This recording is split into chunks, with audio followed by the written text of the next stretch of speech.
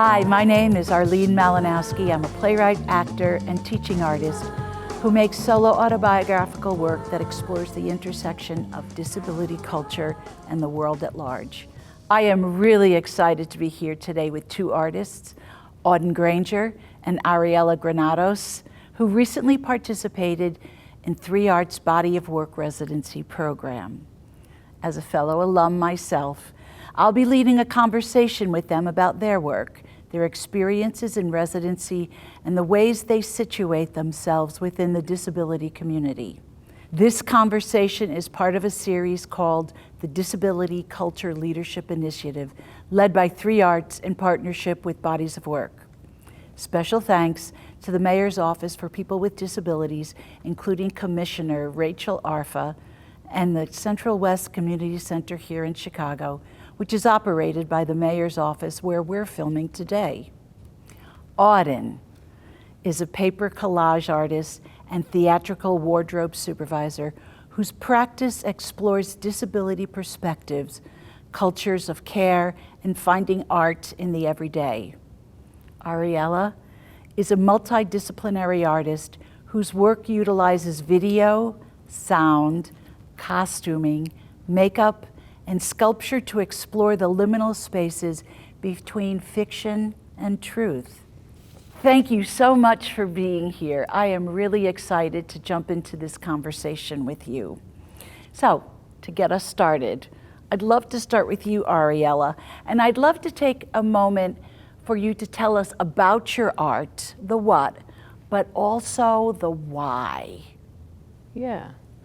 I like to think of my work as world building. I think I'm just like, I tap into different mediums, whether that be like sculpture or makeup and costume, or even creative directing other projects for others, or whether that be through my music. I think it's essentially me, creating the world that I want to see for myself, and reimagining that for myself, because I don't think I've seen many images in media that felt representative to my experience and me being in my body.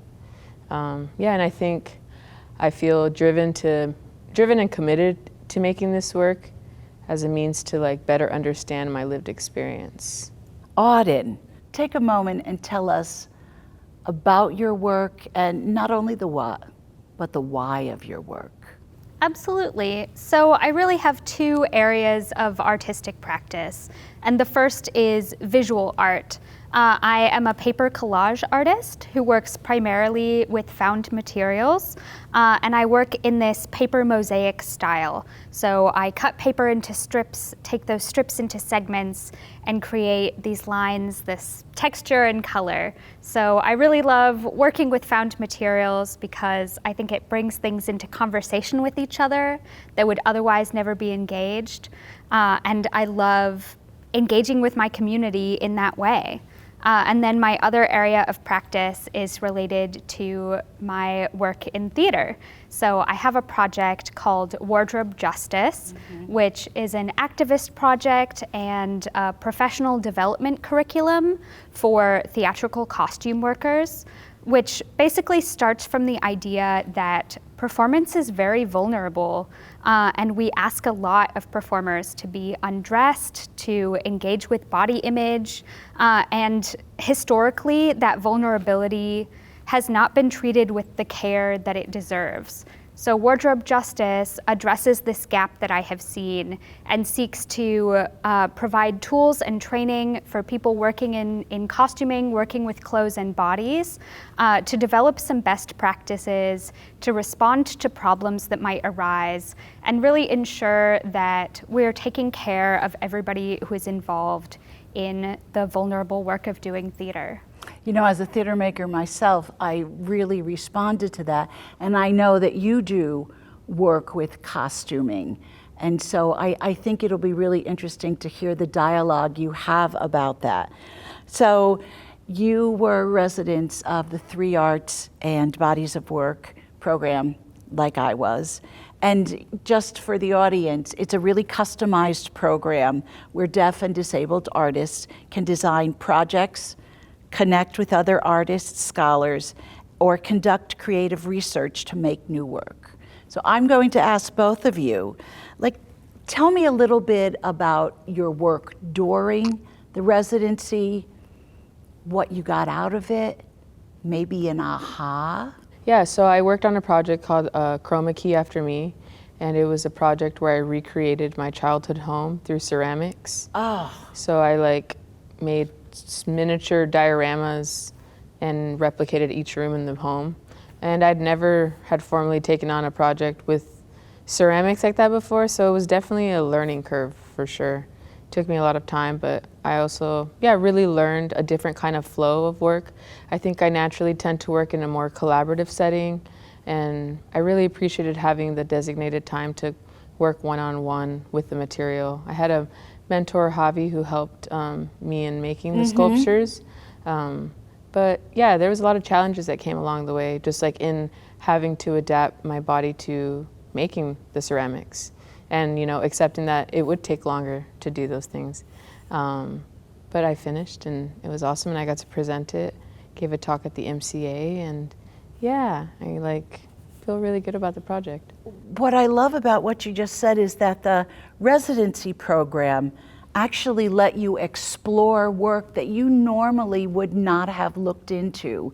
And that's the gift of having a residency.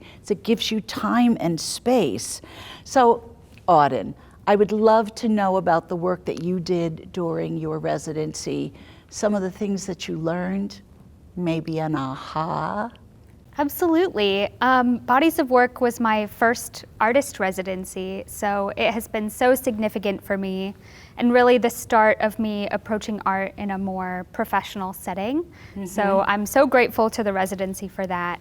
I think my favorite thing that I did over the course of Bodies of Work was a workshop that I presented called Ill at Ease, which was entirely virtual. Participants were provided with materials kits so that they could engage in this collaborative art making process, working with found materials paper collage from home.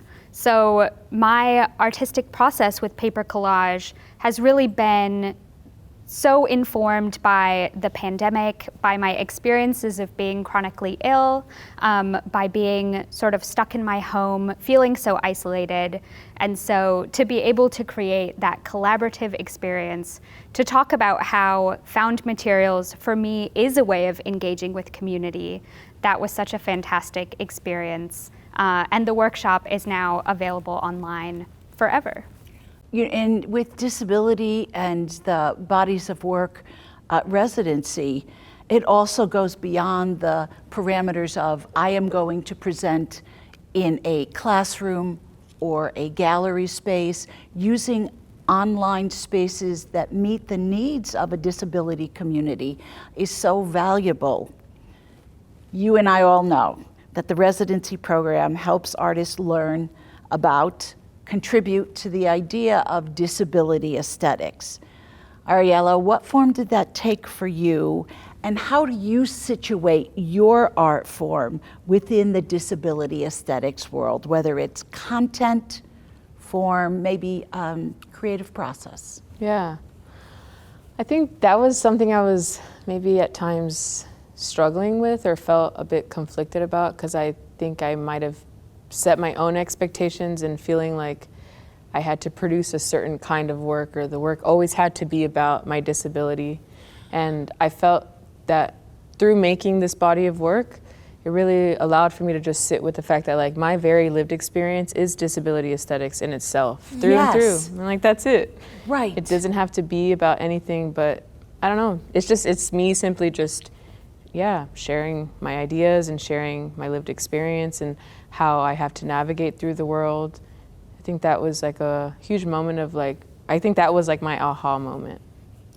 Being an artist in a world, being a disabled artist in a world is a militant act unto itself, isn't it? Mm-hmm. It really is. And just by the nature of you being an artist in the world. Yeah, so it's anything I make is disabled because I made it, and that's it. And you perceive the world through that way. So what about you, Auden? How do you situate yourself within the disability aesthetic content, form, creative process? Absolutely. I think all of my work, just as you were saying, it is informed by disability in every way because I am informed by disability. So even where my art doesn't focus on disability concepts, it isn't necessarily evident in the final piece, I feel like my visual art, the process to create it requires going slow, it requires deliberation, and valuing that slowness is such an aspect of disability culture. Disability culture recognizes really the artistry and the necessity of moving slow, of adapting to your circumstance, to the world around you, to the requirements of your body, and really celebrates those adaptations, celebrates working with what you have. So those are all things that are critical to my art. And then the Wardrobe Justice Project is really built around disability politics. So disability justice is the primary framework that Wardrobe Justice is built off of, especially the principle of leadership of the most impacted. So obviously Wardrobe Justice is looking at marginalized identities, on making supportive and safe spaces for people with a wide variety of lived experience, but it also really seeks to prioritize and center technicians and people who are in those lower positions on the workplace hierarchy. So really emphasizing that technicians, the people who are there every day, have a real stake and have a real capacity to make change in building these workplaces really comes from disability justice and that idea of building from the bottom up, of prioritizing the people who have those experiences of the most marginalization, of leadership from the bottom up. Yes, yes. Ariella, I want you to talk to me about what has it meant for you to be part of Chicago's disability arts culture in our community here. I think it's been very impactful for me in the sense that, you know, I didn't really claim my disability identity until like 2020. I didn't have the language to communicate what I was going through. And it was through a residency that I did with DCASE and the mayor's office for people with disabilities that I really got to like hone in and build disabled community. And I did programming for like 9 months. And yeah, like that was just deeply impactful and just healing. And to know that like I wasn't, you know, I wasn't alone in my experience. And yeah, I think Chicago has a very strong disability community. And we get together when we can. You know, I feel the same way you did, not having the language around disability arts and culture puts us at a disadvantage. But having that is so empowering. And so, Auden, how has it, what has it meant for you to be part of Chicago's disability arts community? Yeah, I mean, Chicago is such a center for so many kinds of important work. It's a center for disability arts and culture. It's a center for theater. It's also a center for theater activism, for creating better work environments. Stuff like the Not in Our House project, Chicago Theater Standards. So seeing all of those different ways of existing, different ways of engaging with experiences of marginalization and oppression, of creating art, of taking care of each other while we create art. All of those things are so significant for me. I agree, make me feel like I'm not alone in that process, give me people to rely on, mentorship, a community. All those things are so significant and present in so many different ways in this city. So Ariel, I'm going to shift gears a little bit and ask you, what are some of the challenges you've had as a disabled artist with access, funding, maybe training in your art field? Because I think our needs are different. Yeah, I think a big one is just like adapting to time and just like in the fact that things take me longer to do when it comes to like physical things. That's been a really big challenge, and I think I've felt challenged in accepting the fact that I cannot do everything by myself. And I've, in the past have just been really conditioned to do everything on my own. So it's called for me to lean into my community. So, Auden, what challenges have you had with funding, with access or training in your art field? Yeah, I've had a lot of difficulty. I mean, I think that there is such a great disability arts and culture community, but connecting with disability aesthetics, disability culture and art outside of that sphere can still be very difficult. So mainstream arts organizations are not necessarily looking for work that tackles disability or work by disabled artists unless it fits in this very specific mold. A narrow bandwidth. Yeah, a very narrow field. So, and I have also found that as I have further embraced my disability identity and focused more on disability, that can sometimes impede my ability to get work that isn't related to disability. So working in theater, the fact that I have disability and disability studies on my resume can sometimes be a hindrance because of that ableist attitude, because of misconceptions about what that might mean, and the idea that I would therefore not be able to do the job that I am applying for. Is there anything else that you'd like to talk to me about, some of the barriers or challenges you've had with gaining access or funding or training in your particular art field? Well, you have many because you are a multidisciplinary person. I think having access to like space sometimes, or places saying they're like ADA accessible, but they're not. Not having like a accessibility button at the front door that'll automatically open the door for you, or a ramp when I'm carrying things inside of a building. That can be very frustrating. Or if maybe there's like an elevator that's out of service, that's actually like really crucial for me to use if I have material that I'm like loading in, has been, a really big challenge and very frustrating, because I think those are just like bare minimum requirements that should be, thought about. So, Ariella, what would you like to ask Auden about their practice, their work, their philosophical underpinnings? Yeah. Boy, I got really deep there fast. I, really think a lot about just like costume in relation to my own practice, specifically through like my music practice. And when I perform, I'm usually like wearing gloves, or maybe I'm wearing a morph suit, but to me, I see it as like an alter ego. And while it is like imaginative and, it's imaginative, but it's also because like I still feel shy and, just like putting myself out there and just like in my disability or in, within my body. So I'm just curious to know what your ideas around costuming are, just your approach to that. Yeah, I think costuming is such a fantastic way to embody a character, to embody a world. You were talking about your art really being a process of world building, and costuming can be so critical to that.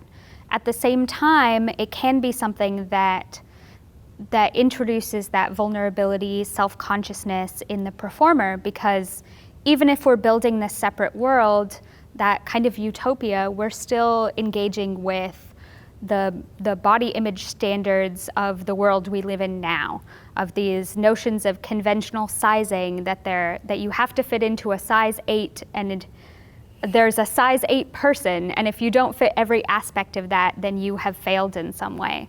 And anytime we're wearing clothes or looking at each other, we're engaging with those ideas, and that can't really be separated. So I think it is a situation where there's a lot of balance and really needs to be a lot of care, whatever it is that you end up deciding to do, however you end up approaching costumes, whether you are using it more to hide something about yourself or to bring something forward. However it is, it still requires a lot of attention that maybe is not always present. Ariella, I don't know how you specifically use costuming in your work. Can you just give me a little bit of an example of that? You're taking my question. Think of another one. But I'm really curious Yeah. how you put that into your artistic expression. Yeah, so when I started performing music, I originally started, I dressed up as a character that was, so my musical alias is Sparkle Mommy. And so, Sparkle Mommy. yes.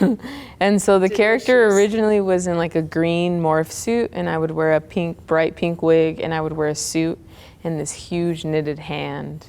And that was the first iteration of Sparkle Mommy. And now, as time has gone by, I've taken off the costume, and I now wear these like huge gloved hands that were made by a designer named Etta Birthing. And I dyed them like a black color. So I think that's like become the staple for me now. But I think as time goes on, I like want to continue making different iterations. So I'm working on like these like super long silicone hands that are like realistic looking. So yeah. I would love to hear more about how you engage then with some of those practicalities of costuming the disabled and racialized body, because it does sound like that's so significant to all of the work you do, whether it's specifically focused on costuming and makeup or not. So do you have anything else that you would want to share that really brings forward that element in your work? Earlier I was thinking about how I feel the most safe in costume. Yeah, I feel love like that. Yeah, I do. I feel elevated. I feel like I can, I don't know, just like tap into a side of myself that I don't get to do all the time, or just in my day-to-day, you know? I love that costuming can enable that sense of safety while also encouraging exploration, that it can be a comfortable space to return to, a comfortable framing for yourself to be seen, while also allowing you to explore so many other elements. Thank you. So I'm going to ask one of my favorite questions, and that is, so Ariella, what are you dreaming about when it comes to your own work that's coming up? Or what do you think about the future of the disability arts movement? But I really want to hear what you see for yourself as an artist. Yeah. What I see for myself is releasing my album. It's titled In This Body. It's a 9-track album, and it's inspired by a lot of 70s Brazilian jazz, Mexican bolero, a lot of like, old-timey music. And I think the album is essentially just like me exploring my lived experience, and like I think the title of the project and the project in itself is like coming back to my body and like reclaiming my body through song. And yeah, the project is like experimental. There's like a lot of spoken word, but also melody. Yeah, and I look forward to like presenting that to the world because I've worked really hard on it. And How long have you been working on it? 3 years. Yes. 3 years.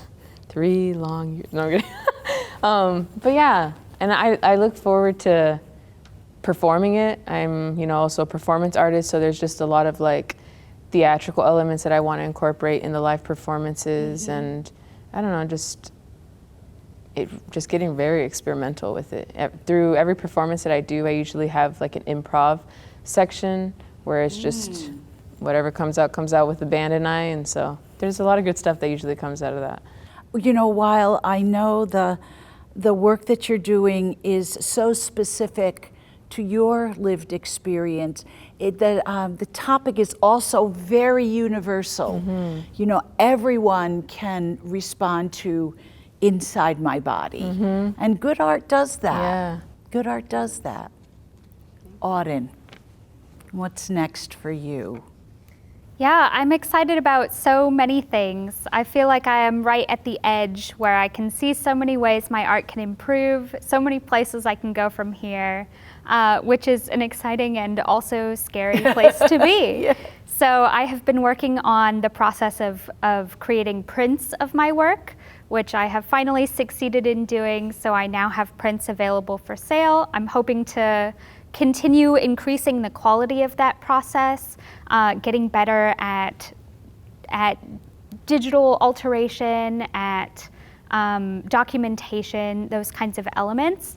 and hopefully being able to create better quality prints of more of my pieces. And then I'm really excited about the Wardrobe Justice Project, about bringing that out into the world. So I've been working on making those connections, of finding an audience, of people who it will really resonate with. So I'm hoping to bring the Wardrobe Justice curriculum to theater programs, to other theater workers, and bring some of this material out to start having the impact that I think that it can have. I can't wait to see and hear the album. I can't wait for Wardrobe Justice. You bring so much to the table. I am so grateful that you were willing to be open and to share your art with us. And so nice to meet you. Absolutely so nice to meet you. Thank you. Thank you. Thank you. So glad to be here. Mm-hmm.